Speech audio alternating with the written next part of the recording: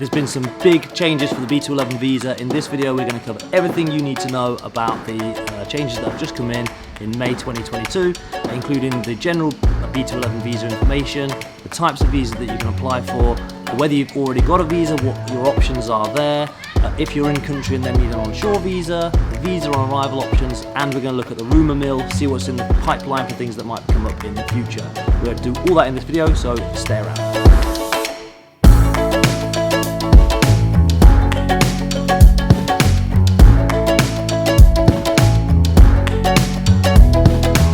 First major thing to understand is that now the B211 visa is split into two sections. First one is that you have the tourism side, and then you have the business side.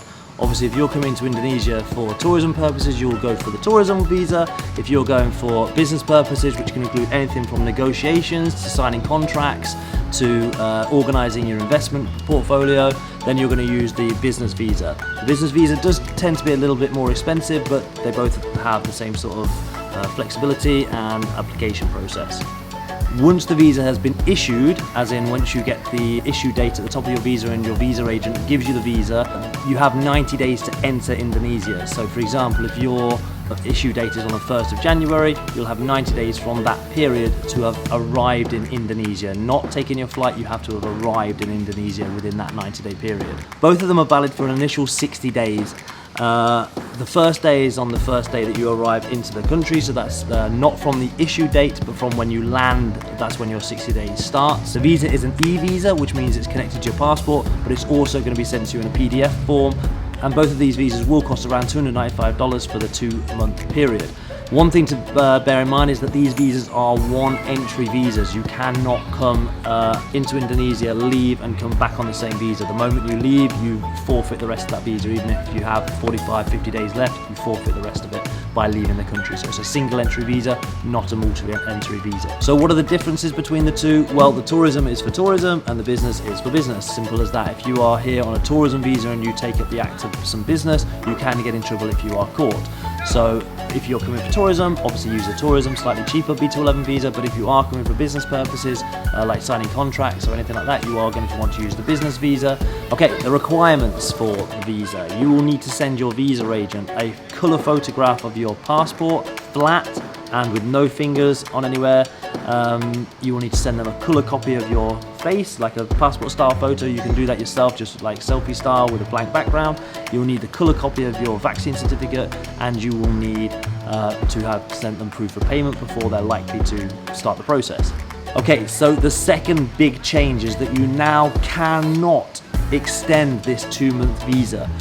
During the course of COVID, you used to be able to do the 2 months and then extend another 4 times, a month at a time each, to have a total of 6 months. You now cannot do that. This visa is just 2 months long, so therefore when you come to the end of that visa, you only have 2 options. One is to leave the country, the other is to apply for a new onshore visa. Okay, so let's just summarize the new visa then before we move on. It is a 60-day visa. There are 2 types, the tourism and the business style. You'll need to decide which one applies best for you. You can apply through many visa agents, and the cost is usually around $295. To apply, you will only need to send 4 documents: your passport, your photograph, your vaccine certificate, which will show a full vaccine, which is 2 doses, or the one Johnson & Johnson dose, and you will need to show proof of payment.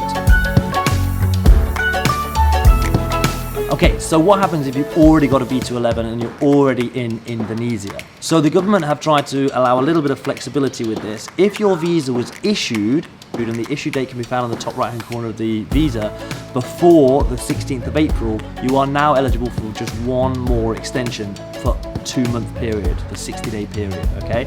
So if your visa was dated before the 16th of April, you are eligible to go to your visa agent and request a 2-month extension.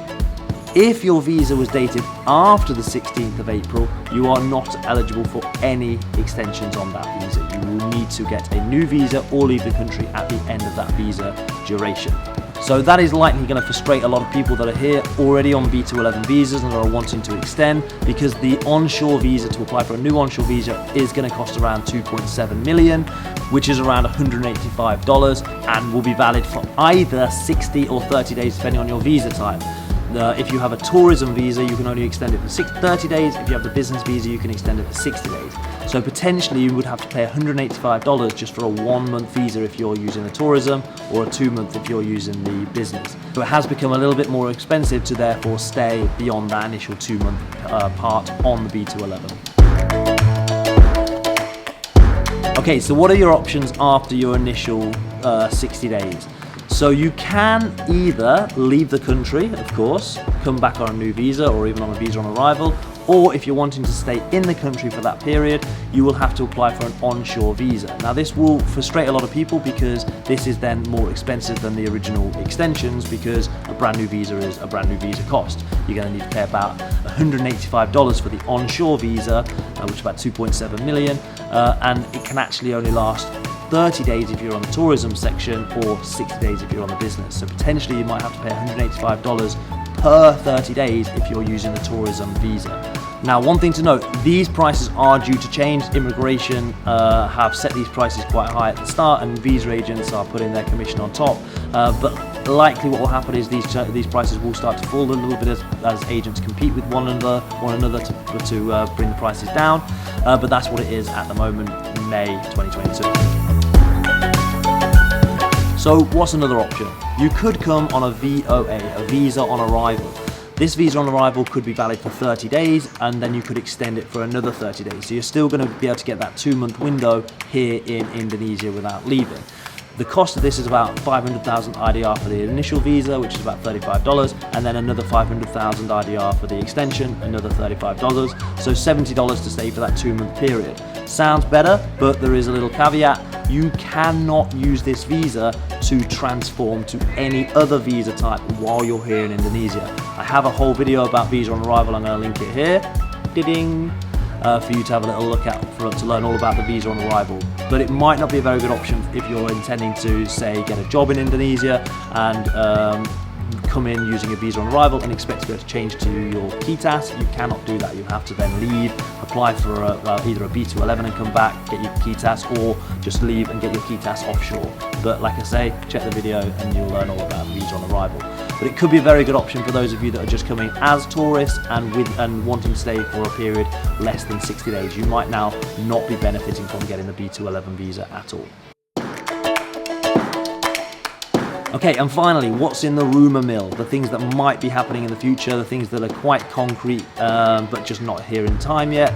So the first one is the 180-day B211 visa. This is something we're really looking forward to, and it's going to be a big help for people. So obviously the 2-month visa is just a 60-day visa at the moment, the B211, and costs around $295.